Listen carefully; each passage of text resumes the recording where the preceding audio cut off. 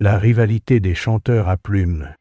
Dans une prairie excentrique, où les fleurs sifflaient des mélodies joyeuses, leurs pétales, vibrants comme des cordes de harpe, vivaient deux volatiles d'une vanité légendaire.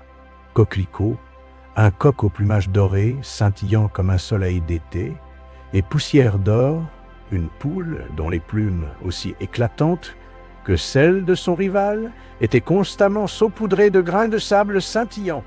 Les animaux de la contrée, du lapin bavard au hérisson sarcastique, les connaissaient pour leur rivalité incessante, chacun proclamant être le joyau de la prairie. Un matin, alors que le vent portait des parfums de lavande et de miel, une voix claire et enjouée résonna à travers les herbes folles. C'était Mélodie, une alouette espiègle, perchée sur une tige de pissenlit. Elle annonça le grand concours de chant des oiseaux, une compétition aussi absurde que prestigieuse. La récompense?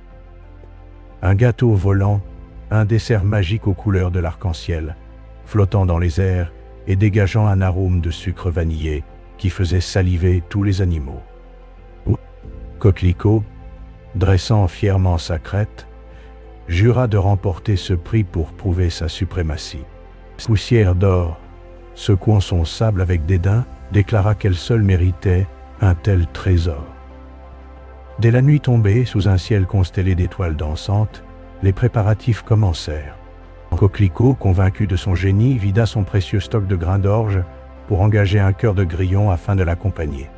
Son plan était audacieux, imiter le chant des fleurs sifflantes, chaque note jaillissant de ses plumes agitées comme des clochettes. Il répétait sans relâche, ses gloussements résonnant dans la prairie endormie aux grandes dames des chouettes insomniaques. Poussière d'or, quant à elle, opta pour la sophistication.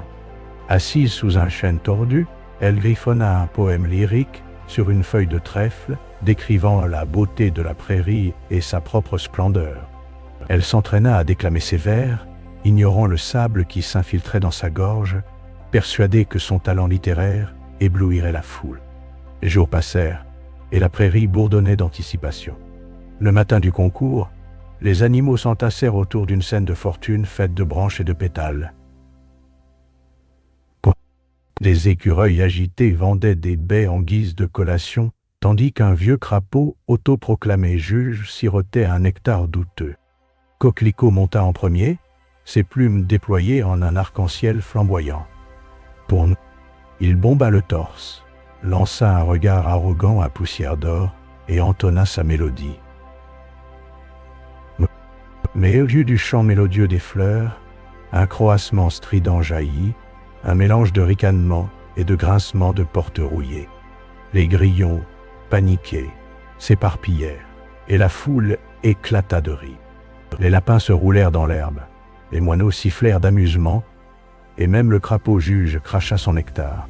Humilié, Coquelicot s'enfuit, sa crête tombante, poursuivi par les gloussements moqueurs.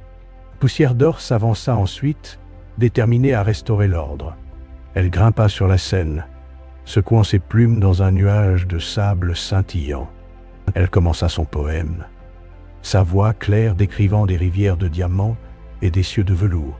Mais le sable, fidèle ennemi, s'éleva en tourbillon, étouffant ses mots.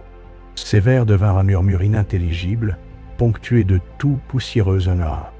La foule, déjà hilare, redoubla de rire, certains animaux imitant ses toussotements. Rouge de honte, Poussière d'or quitta la scène, laissant derrière elle un sillage de sable et de dignité froissée. Les autres concurrents ne firent guère mieux. Un canard chanta si faux que les fleurs se fanèrent de honte. Un moineau, nerveux, bégaya une berceuse, s'endormant lui-même à mi-parcours. Pendant ce temps, Coquelicot et Poussière d'or, réfugiés sous un saule pleureur, observaient le spectacle. Leurs regards se croisèrent, et un éclat de rire simultané brisa le silence. Ils se moquèrent de leur propre performance, de leurs efforts démesurés pour un gâteau volant qui, vu de près, semblait bien moins appétissant avec ses couleurs criardes et son odeur légèrement rance.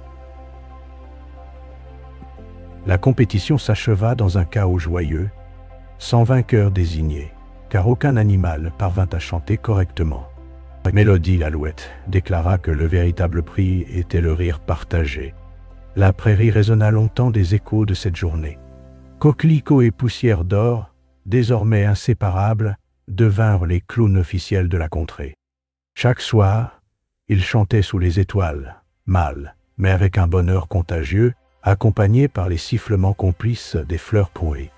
Ils avaient appris à rire de leurs défauts, à savourer l'absurdité de la vie et à trouver la joie dans leurs échecs.